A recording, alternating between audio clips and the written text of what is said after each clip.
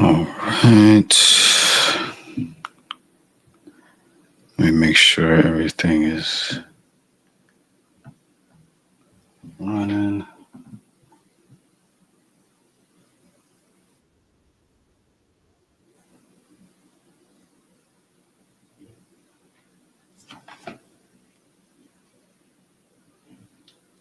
Turn this down a bit.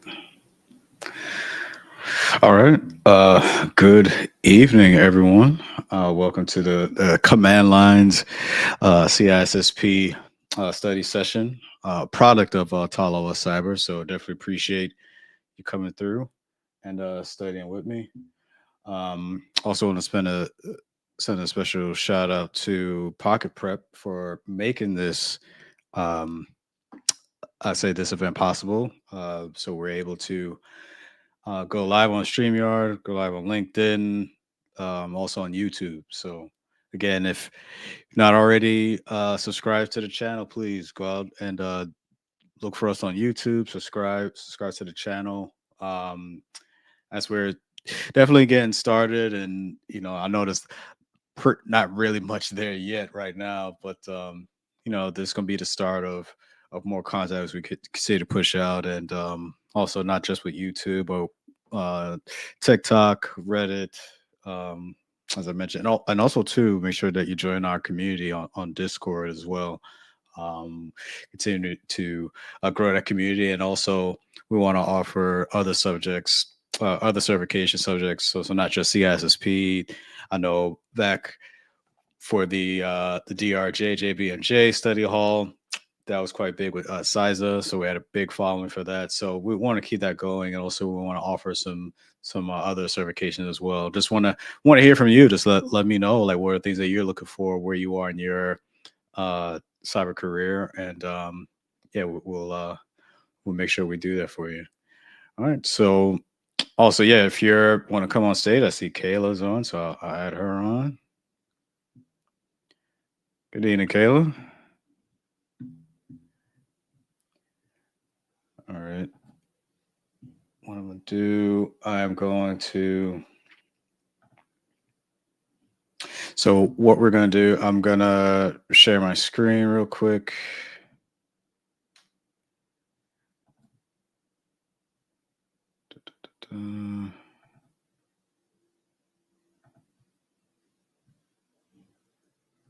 All right.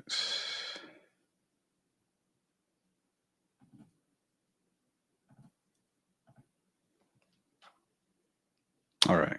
Good to go. All right.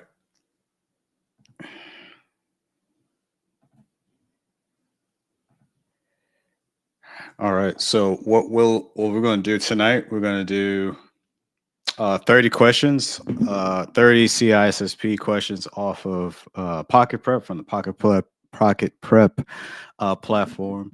So again, special thank you to Pocket Prep for allowing Taloa Cyber to use the content here on for YouTube. All right, so we'll go ahead and get started with the first question here. So Allison is building her own PC. She is most likely using what kind of system?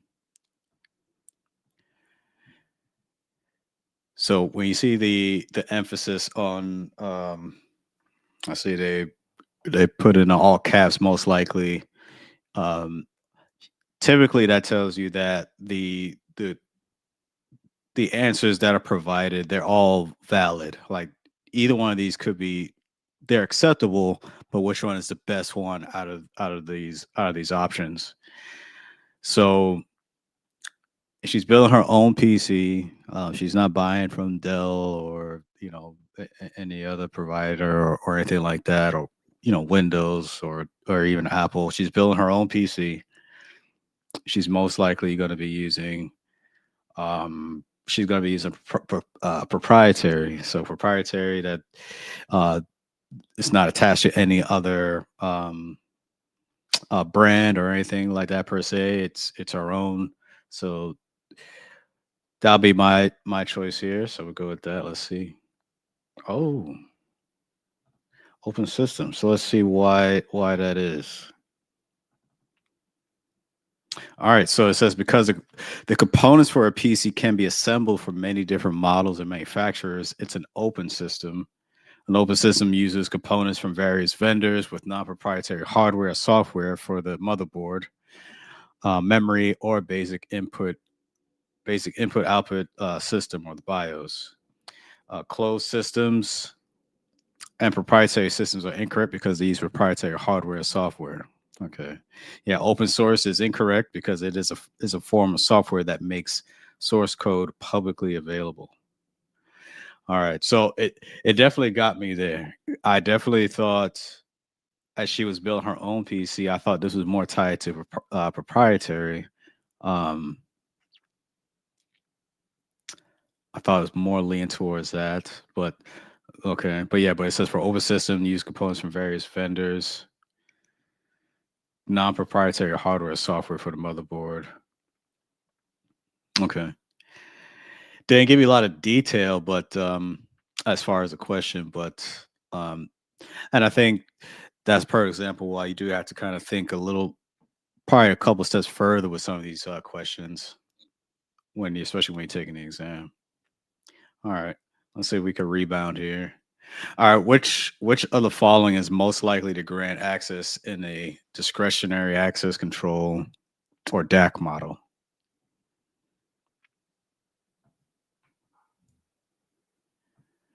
And I see some folks on here. Let me add it on.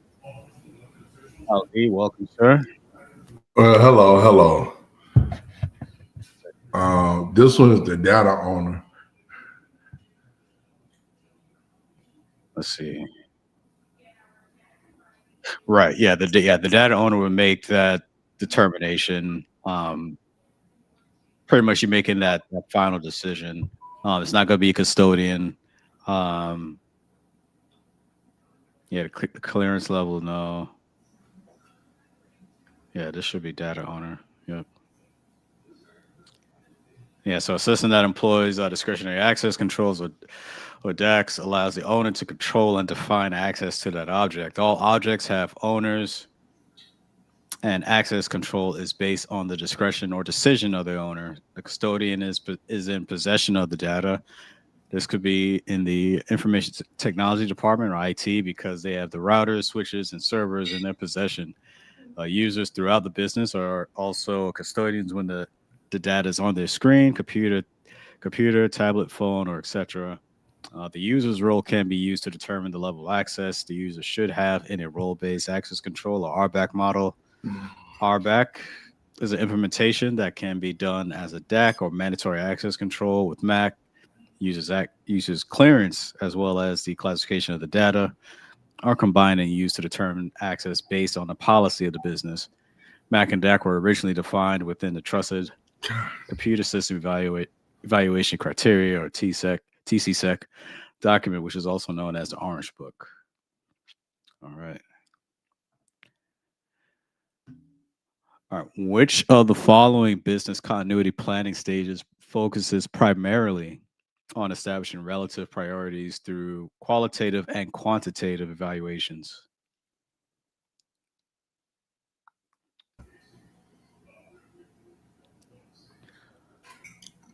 Um, hmm, I almost want to look at. I'm looking at Bravo right now. the Um, BIA. yeah. So it's business continuity. So business continuity planning focuses primarily on establishing priorities through qualitative and quantitative. Yeah,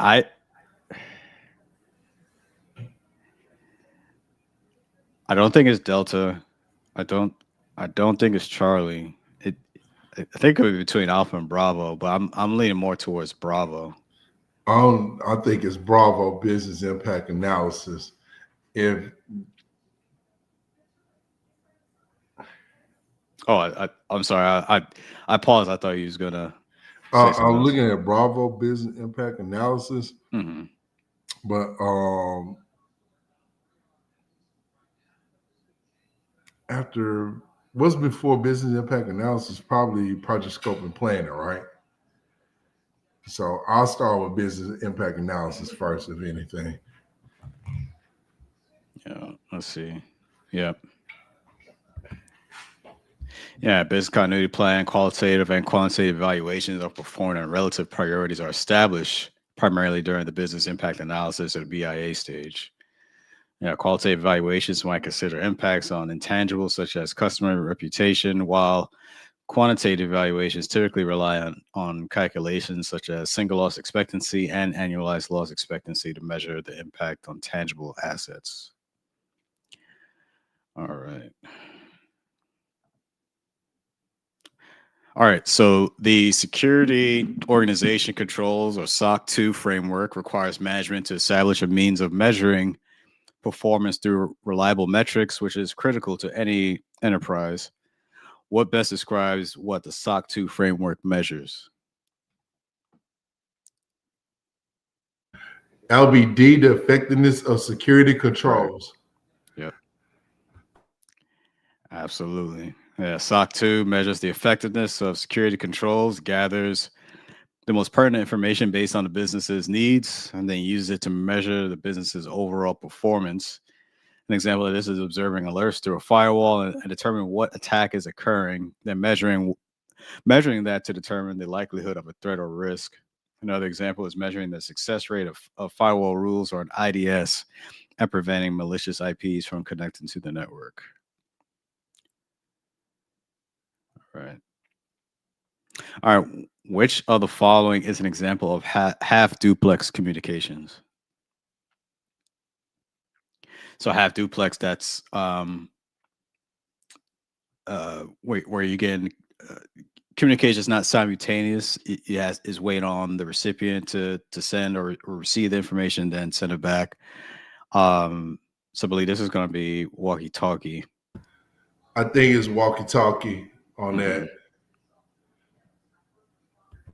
I hope I explained it right. I like I know what it is, but also when you try to explain it, it may not sound all that great. But let's see what Pocket Prep says. So a walkie talkie, often used in law enforcement, can both send and receive communications, but communication can only transfer in one direction at a time, right? So, in other words, when communication comes from one walkie-talkie, it must end before the next communication can take place from the other walkie-talkie. So yeah, so it's not like, of course, where you cousin to like with a cell phone, like modern technology, um, where uh, both parties can talk at the same time, or even multiple. You know, if you have um, multiple people or like a conference call, whatever, you got multiple people talking at the same time.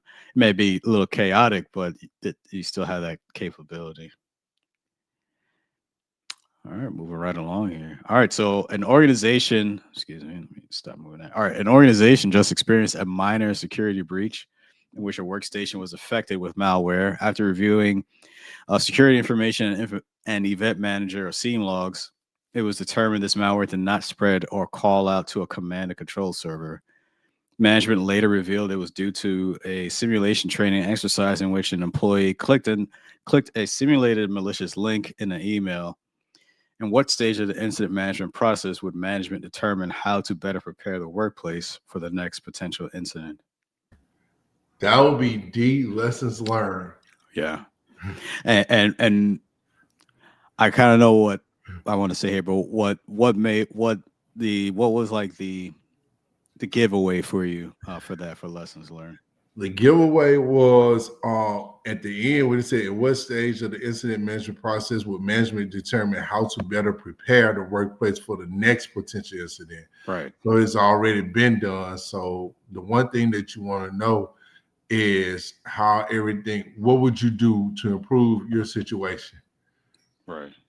Yeah. So so the incident already happened or a particular action already happened. You had the reporting, you go through all the other steps. Everything's already done. You've done your remediation and everything like that. So now you have that documentation. You have that you you do pretty much like an analysis. You review everything that happened, and then now, so in case when the next situation or a similar situation happens in the future, you could refer to those lessons learned. So okay, now we're in a similar situation again. This is what we did before. and this is what we do now. So that helps, especially for organization, to be more resilient.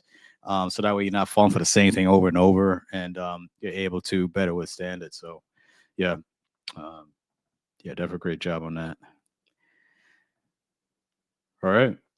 All right. Which law or policy protects U.S. citizens by setting limits on the federal government's use of their personal information? I believe this is going to be Bravo.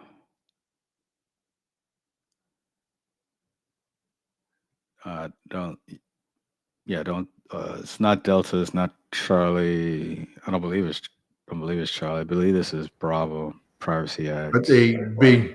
Yeah. Yeah, Privacy Act of 1974 restricts the way government can use private information. It defines exceptions, such as the census, law enforcement, and health and safety.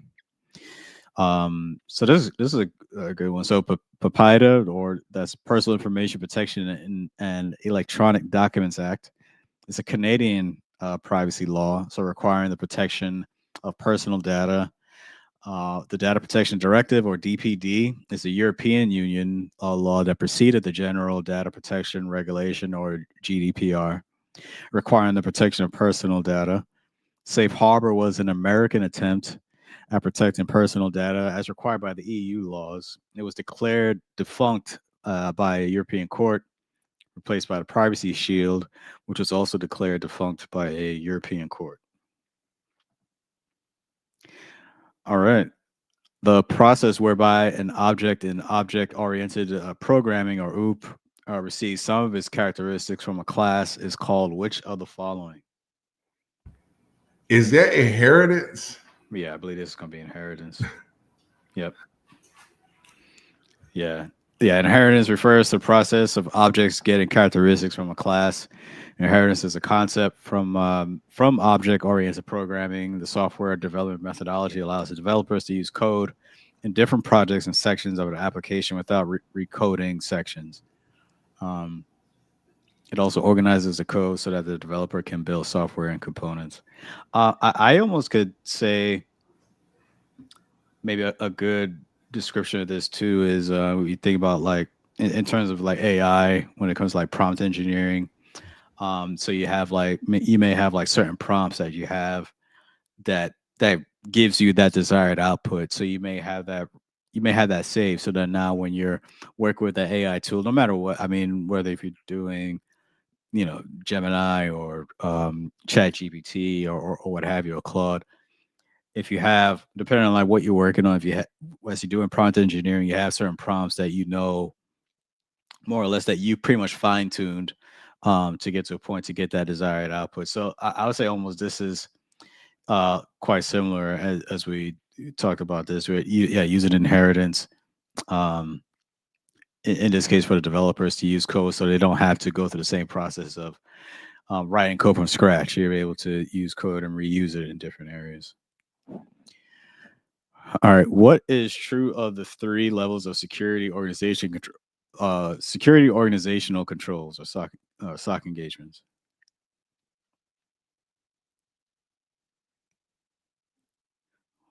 Oh, okay.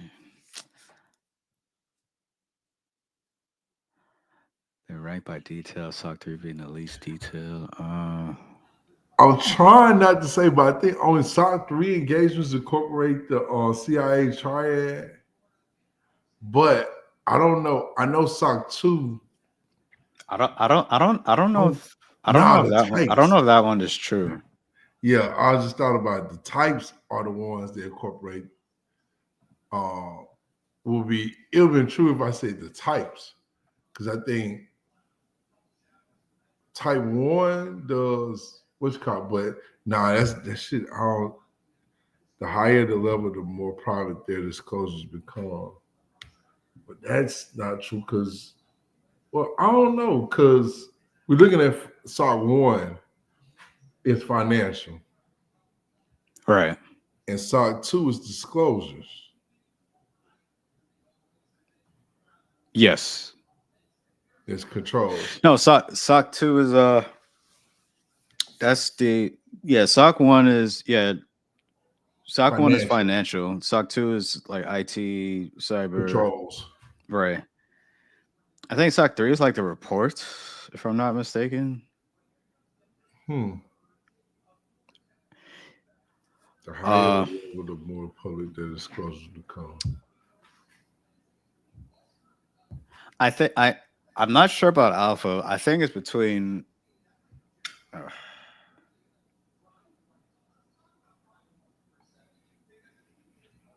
I'm not sure about Bravo.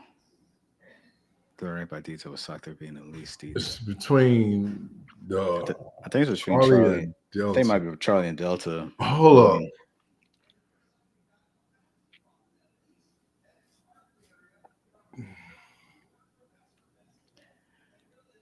actually, I think it might be. I think it might be Bravo.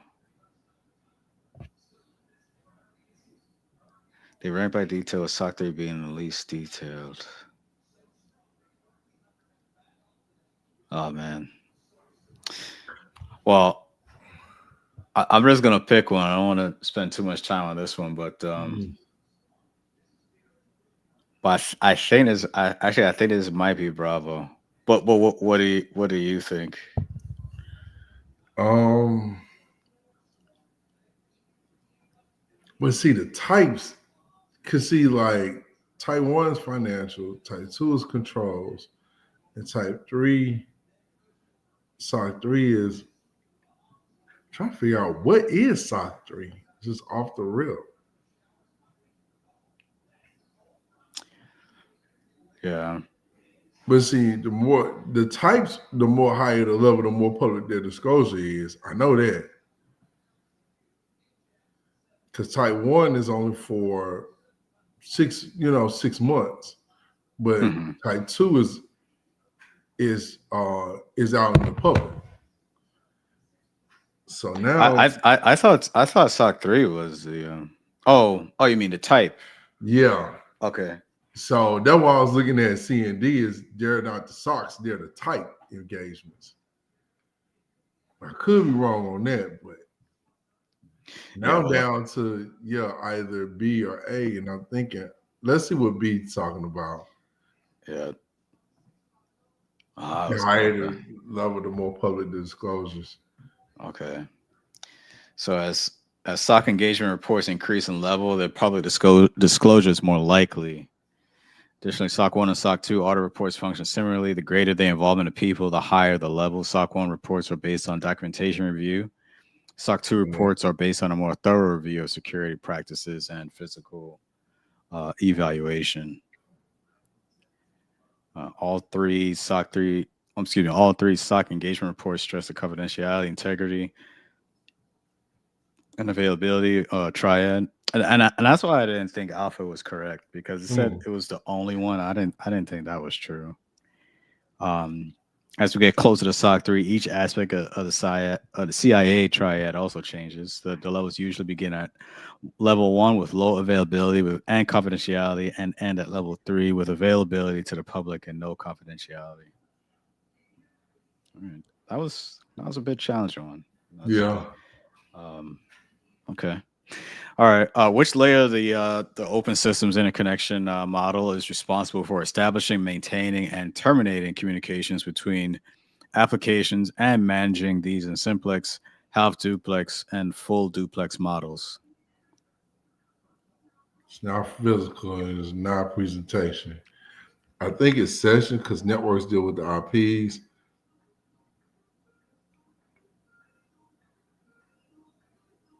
Yeah, establishing, maintaining, and terminating communications between applications. Yeah, I think it's going to be session. Yeah, I think it's session. Yeah.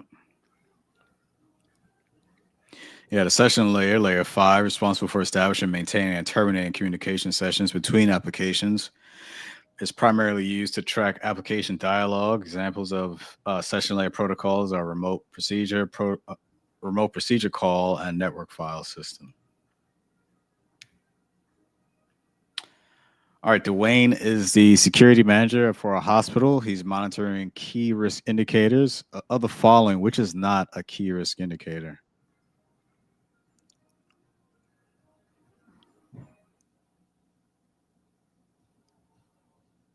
Well, let's do the opposite for a bit. Which ones are key risk indicators? No A is Yeah, increasing intrusion prevention alerts, and B increasing system failures. I'd say yeah, Bravo would be a risk. And I would probably say Charlie. I think Delta would be the one Yeah, I think increasing the Delta average is service because it ticket said time to increasing close. average service tickets to time to close. Yeah, I don't think that would be.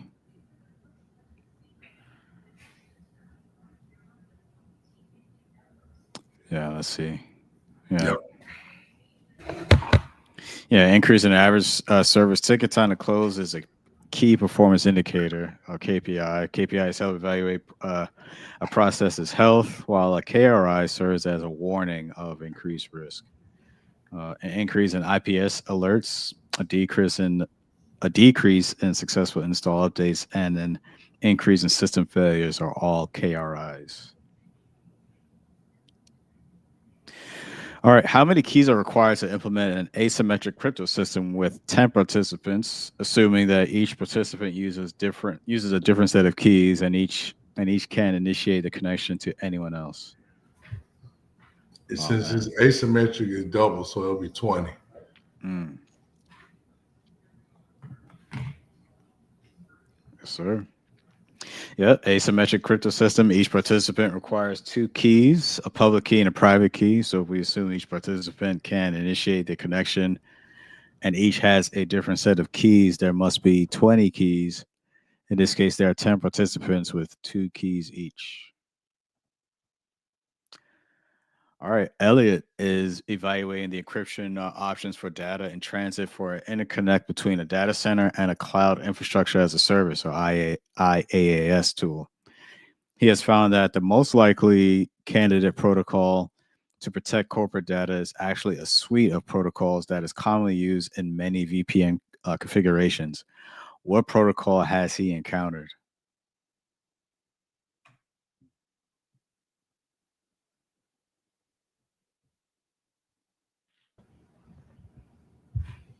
It is found out that most likely candidate to protect protocol to protect corporate data is actually a suite of protocols.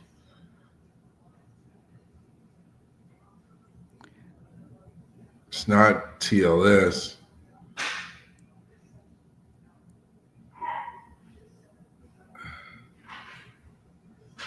not secure All share. So A and D is out. right, yeah, I'll take out Delta. Um, And A deals with more of emails and the communication towards the end-to-end communication. So take out A too. So now we're down to that's B. I think it has to be Charlie. I'm thinking that too. He's found a most likely candidate protocol to protect corporate data. It's actually a suite of protocols that is currently used in many VPN.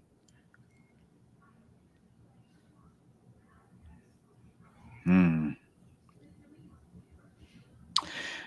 I'm gonna, yeah, I'm gonna go, I'm like 90% sure, maybe 85. I think it's Charlie. I, So, yeah, let's go with Charlie. Yeah. yeah. I honestly was not very confident in that, but that was after eliminating the other ones. That was the best one I came with. But yeah, so internet protocol security. Hey, you know what it was? What's that? Now I definitely should have known that because that I mean that's IPsec. We talk about VPN, yes, because Mhm.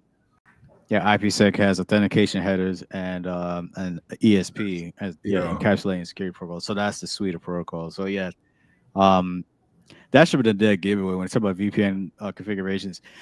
I guess maybe my brain is so accustomed to seeing when you see internet protocol security, you see IPsec in parentheses right next to it. So maybe not seeing that right next to it in the answer choices, it just didn't compute.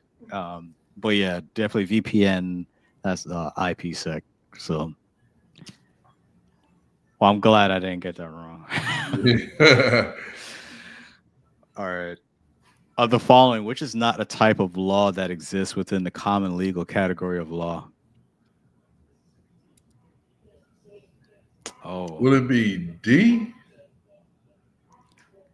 You know, criminal law and administrative law is on there. Wait, or A?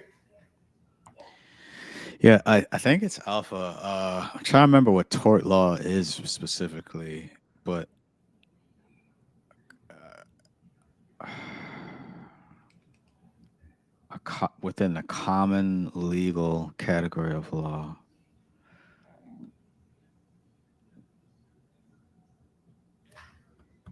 it it could be Delta too. Yeah, I was looking at Because I that feel when they're too. saying common legal, I mean, it's not too often you're gonna find.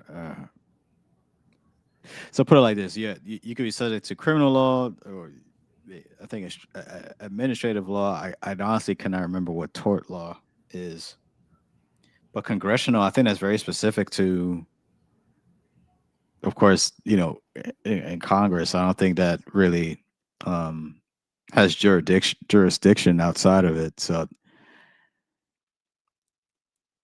which is not a type of law that exists. I'm gonna go with congressional. I think it's between Alpha and Delta, but I'm gonna go with Delta. Yeah, Yeah. Delta. Hey, bro, I'm trying to get. I'm on my phone. I'm trying. Oh, this someone trying to. I guess someone's trying to join the live stream. Wait, let me do a quick check in the Discord. Bear with me.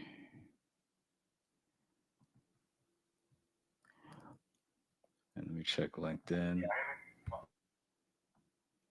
Yeah, if you're trying to join, I don't know if you can hear me, but yeah, just come through on the StreamYard link or come through on Discord. We have the link I provide within the community as well. Um, if you're having trouble joining.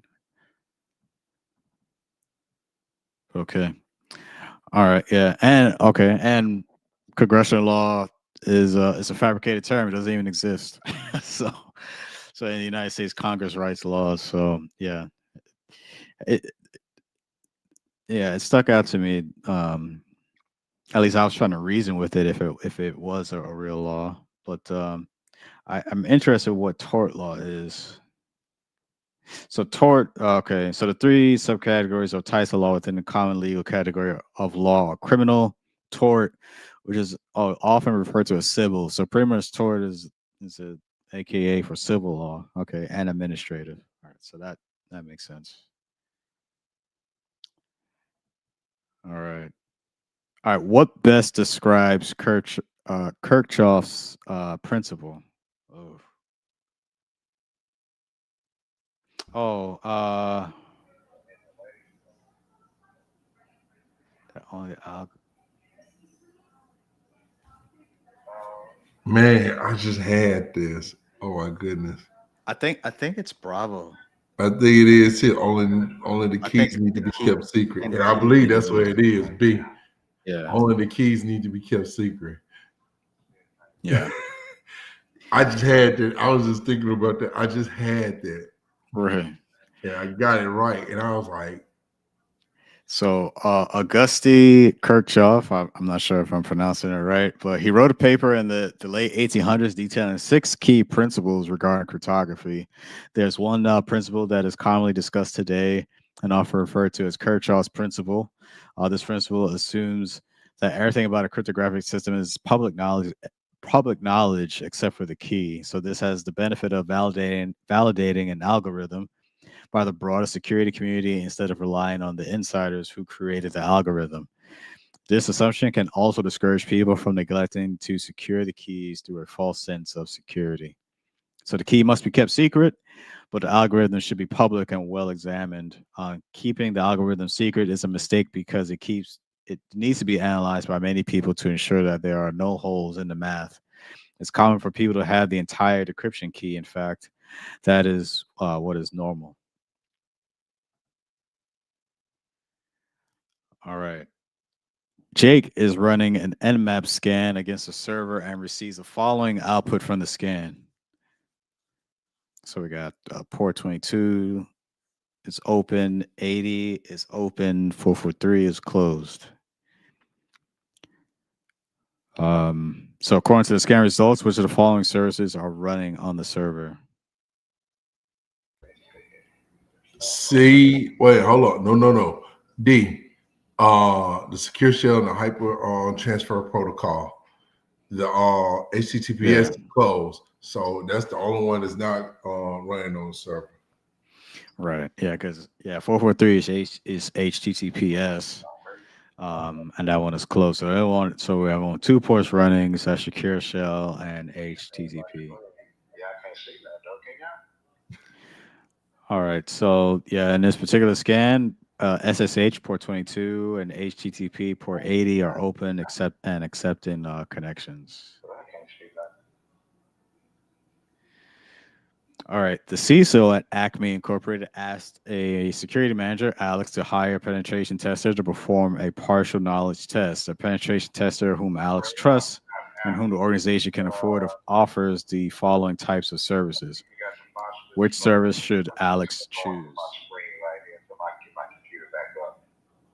I think we got the vice boxes from New Zion, we got from Elmore, we got from Nash, Cooper boxes at Tom, boxes that BKK. All right.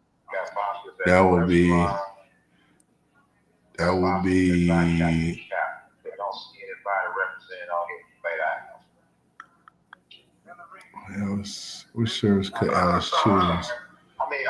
So partial knowledge. I think that's going to be gray box. Because black box, you have no knowledge. White box, you know everything. Red box doesn't. I'm not sure if that's a fabricated one, but nah, red box fabricated. Yeah. Partial knowledge. Oh, gray box B. Yeah. I just thought about it. Gray box. Yeah, that's what I'm saying. Yeah, gray box would be partial. Yeah. So it's a mix. Yeah, gray box, partial knowledge.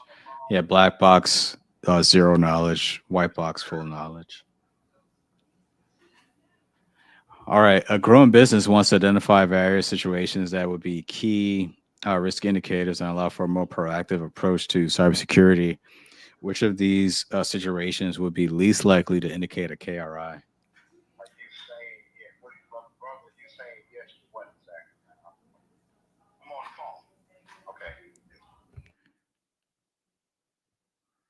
All right. Oh, okay. Another one. So it's another one of these KRIs. Indicated to KRI. So again, I'm gonna do the opposite again. So which one would be a key risk indicator? I'd say Delta. I'll say Delta too. Supply chain issues.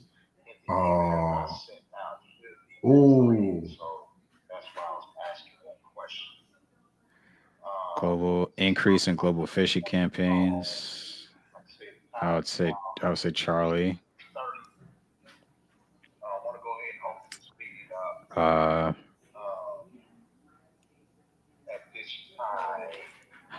don't think Bravo is a key risk indicator. Because Alpha, that's hardware and software end of end of service or end of service life. That could be. I think that is a risk if you're not properly prepared to manage. You're doing your life cycle management. So, I don't think network traffic could be doesn't necessarily mean it. Network traffic is gonna always fluctuate. All right, I'll say B too because that's the only one that doesn't have issues yet. All right. Yeah, and it says here, it's something that's expected of a growing business when it comes to the increase in network traffic. Instead, the business should expect and ensure that they're prepared for this before expanding. Yep. All right, the Graham-Leach Bliley Act, or GLBA, requires enhanced data privacy protections. Which type of institution does GLBA apply to? That would be B, financial. As you all know, with the chapters around Yeah. Yes. Yeah. The GLBA imposes data privacy requirements on financial institutions, and it requires them to provide customers with privacy notices related to their data. GLBA also directs that the organization's board of directors is accountable for developing and auditing its security controls. Yeah, it's not healthcare, defense, or law enforcement. All right, Robert is the information security manager for a large manufacturing company. He's performing a risk assessment and uses the Delphi technique to reach a consensus amongst his team members. Of the following, what type of risk analysis is Robert most likely performing? All right, so if you're doing Delphi, we're looking at qualitative. That's going to Qualitative. be, Because I yeah, like think that would be the surveys risk and and stuff like that. livelihood. Yeah. Hmm. secure from the mercy. The Yeah. deposit is already Yeah, qualitative doesn't generally does not assign monetary values. That's going to be quantitative. Qualitative risk analysis gives risk scores based on input from multiple parties and the assessor's experience and expertise. Qualitative risk analysis is generally used when a monetary value could not be assigned. on Sundays at 5 o'clock. So what we're going to do, we're going to push All our right. What is one major security flaw found in the remote authentication dial and user service radius, in the user service or radius, that organizations may want to take in consideration before implementing into their corporate network? consist of going back to the old, well, we have a little bit of fellowship Mm. time, the actual public service program. So we're going to move that down to 5.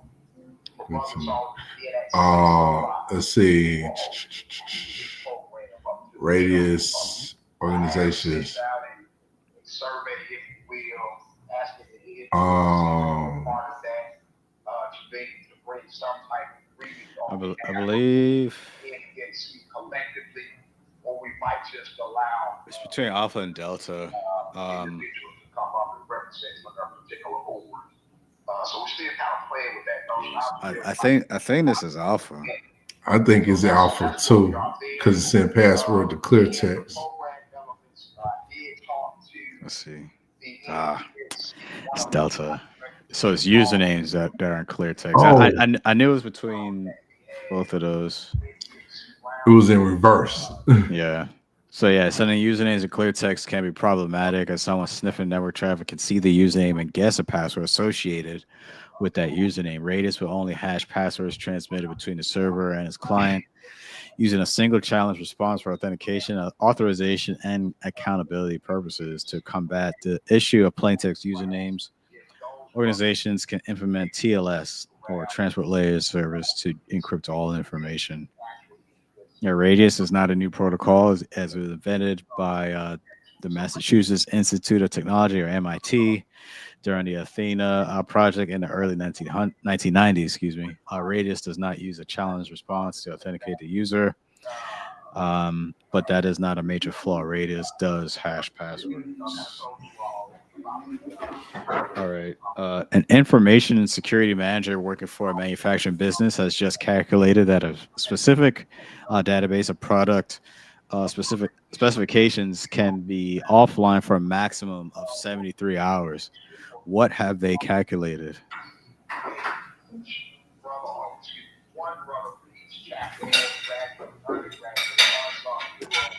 Okay, so W's. Hold on. I think it's going to be No more. Charlie. No more. Eat this. That would be C. Yeah, I think it's going to be. Oh, what is this? That's MTD. Maximum tolerable downtime. That's a crucial concept in business continuity planning, denoting that the longest period an organization can endure system unavailability or service disruption without causing significant harm to its operations and reputation. NTD helps organizations prioritize disaster recovery efforts, ensuring that recovery strategies are aligned with business requirements. I don't know why I was lost there. So what did I choose? I chose RTO. So RTO is a critical metric in disaster recovery planning. This term is defined simply as the amount of time it will take to do the work of recovery. Yeah, and they were asking the maximum time it can be down. So um, the RTO must be less than the MTD. Yeah, maximum tolerable downtime. Gave that one up. All right. What are the statement for of standards for attestation engagements or SSAE 18 and international standards for assurance engagements ISAE 3402 commonly used for?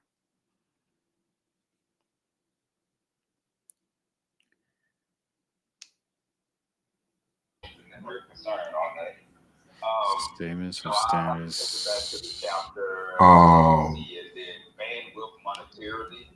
Obviously, that's something that we can commit. Not Shows necessarily customers for commit. I think the fact GDPR. that we do have that bandwidth. I think But that'll be from a manpower standpoint, it's going to be a little tougher to see. But I can take B. it back to the chapter. Yeah, yeah, then looking at Bravo. I don't think it's Delta. Okay. Yeah. And again, that's not a deal Let's breaker. see. I'm asking you about. Hey. More so for SARS. So the statement on standards for attestation engagements 18 and ISAE 3402 are service engagement, service organization controls or SOC audits. So SSAE 18 is a national auditing system, while ISAE 3402 is a very similar system Yeah. used internationally. Both are standards used by companies to audit other companies in their jurisdiction. That was a good one because honestly, my brain did not click. Was not working on this question. And I just thought about it. Audit. We doing a security assessment and testament with SFA. Yeah, attestation. Yeah. Yeah. Yeah, that's a good point. All right. Other following, which type of transmission media cabling is the most susceptible to electromagnetic interference or EMI? Should be STP or multiple. No, it should be Delta. Delta. Because UTP. Bravo is shielded, Delta is unshielded. Yeah, UTP. Yeah, what's the most susceptible? Yeah. Oh yeah. Yep. Yeah, unshielded twisted pair. It's susceptible to electromagnetic interference, EMI. Yeah, shielded twisted pair or STP. It's covered with a thin foil that helps protect against EMI. It doesn't absolutely contain or reflect electrical signals, but it does help. Yeah. All right, we're in the home stretch here. All right, both the Chief Information Officer, CIO, and the newly appointed Chief Information Security Officer, CISO, want to select a more secure second channel of secure communication within their disaster recovery plan. As the previous channel is deemed insecure by NIST standards, what term would best describe this process? That'll be scoping. I think there's going to be tailoring. They want a more secure second channel secure communication within their disaster recovery plan as a previous channels deemed insecure by NIST standards.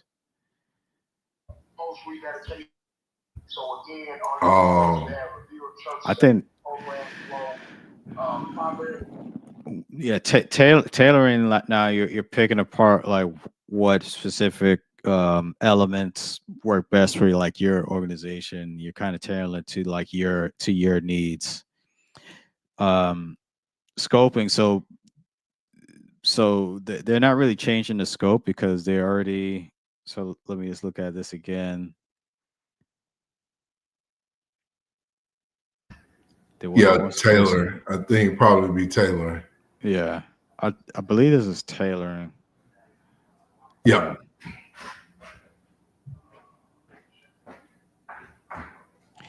Yeah, scoping is similar to tailoring, but instead of altering standards, a business would completely remove the standards that are not needed. Change management is a more general term for implementing change in an organization.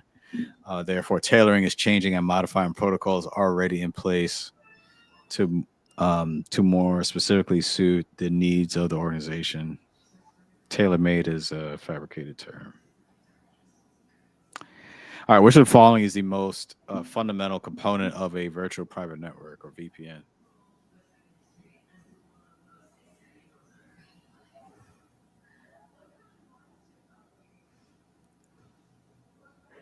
Which following is the most fundamental component of a VPN? Um, I want to say encryption, but no. The most fundamental component. Well, let's say that. Would it be the internet? Yeah, I think it'll be the internet because Big- VPN you're trying to get Because on. the VPN needs because the VPN is a tunnel. Well, like if there's no Wi-Fi, if there's no internet connection, you're not. The VPN doesn't. The VPN doesn't exist on its own. Like it, Yeah. it, So it yeah, needs. all right, you're right. The internet. I mean, that's where my mind is thinking with this. Yeah. Because they say the most fundamental. I I I had to say is the internet. But I'll be Yeah. surprised to see what they say. You were Encryption. right, man. It was Encryption. encryption. But you still Yeah, gotta go through. yeah. So VPN usually referred to as an encrypted tunnel. Yeah, yeah. VPN technology can be used today with TLS, SSH, and Internet Protocol Security. Traditionally, tunnels encapsulate one protocol inside of another. For example, when there are legacy systems that need to connect across the internet, the legacy protocol packets can be wrapped or placed inside of an IP packet for delivery. That is not quite what VPNs do today, but the name stuck. All right, so why is internet wrong? The internet is correct because VPNs can traverse or connect across the internet or any other network. It's not part of the VPN, but rather what the VPN connects across. Okay. Yeah, I guess I just thought about that differently. Yeah, I just figured if the internet is not there, then the VPN can't exist by itself. So that's where my mind was going with that. But yeah, definitely encryption. I agree with encryption on this. All right, effective incident response management is handled in several steps or phases. Which of the following is performed just after the detection phase after an incident has occurred?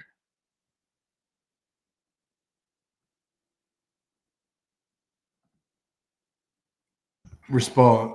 DR drum roll. Response. Yeah, because not gonna be recovery, not gonna be reporting. Yeah, that's gonna be later. Yeah, as you mentioned, drum roll. Yeah, so detection, response, mitigation, reporting, recovery, remediation. Excuse me, and lessons learned. Yeah. So those are the incident response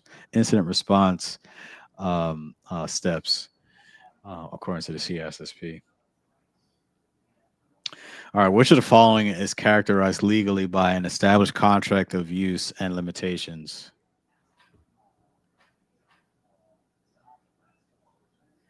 By an established contract of Licenses yeah. It's not trademarks, it's definitely not trade secrets. and not patents. Yeah, license gonna let you know how you can use a particular product like or software. Um, like how many people can use it, if it's like a one user license or like multiple user license. So yeah, it talks about those what those limitations are and how long, if it's like for a year, 2 years, indefinite, maybe in some cases. Um, that's where licenses come in. Excuse me. All right. Which of the following does not involve a physical attack on a smart card? Hmm.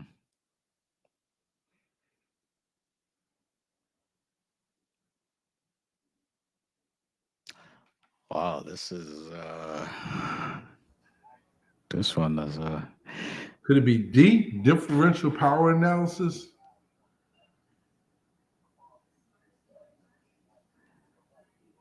Because A, B, and C you can use with a smart card, but power analysis, yeah, I don't yeah, I don't think that would affect the smart card. yeah, A physical attack on a smart card. yeah. Ah, it's Logic bomb. logic Oh, bomb. Does not have a yeah, I honestly was very stumped on that one. So let's see what they say here. So a logic bomb. Well, yeah, I'll still read it. So a logic bomb is a piece of malicious software that runs when a condition is met. So an example, logic bombs when an employee programs actions into a custom built application and that are triggered if the creator is terminated from the company. So with this, yeah, it's physical attack on a smart card system occurs when physical conditions are altered or analyzed to gain unauthorized access. So and what we chose here, differential power analysis or DPA, is a cryptographic attack technique that exploits variations in power consumption during cryptographic operations. By analyzing power differentials, attackers can infer secret encryption keys, potentially compromising the security of the system and revealing sensitive information. And question 30, last question of the night. After patching, many corporate systems crash due to issues with the patch. This most likely indicates a failure during which stage of the patch management process?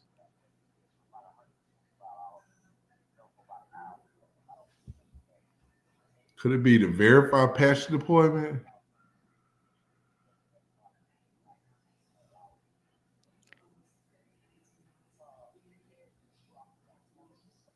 Mm, so many corporate systems crash due to issues with the patch.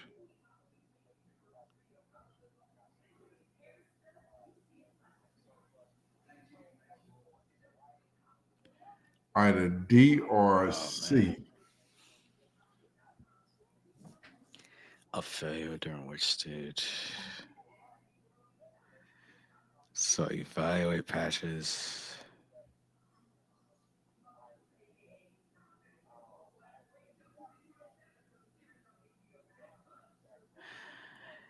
Eh, mm, I'm thinking it might be.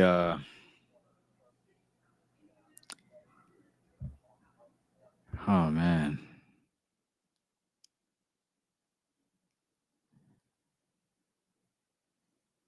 I'm looking at uh, approved patches, but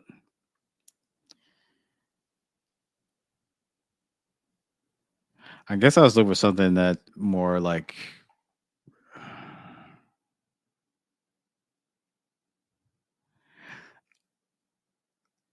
Mm, I'm.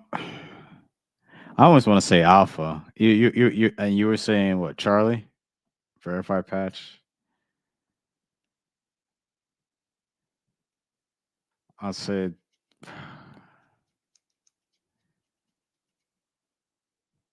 I'm gonna go with alpha.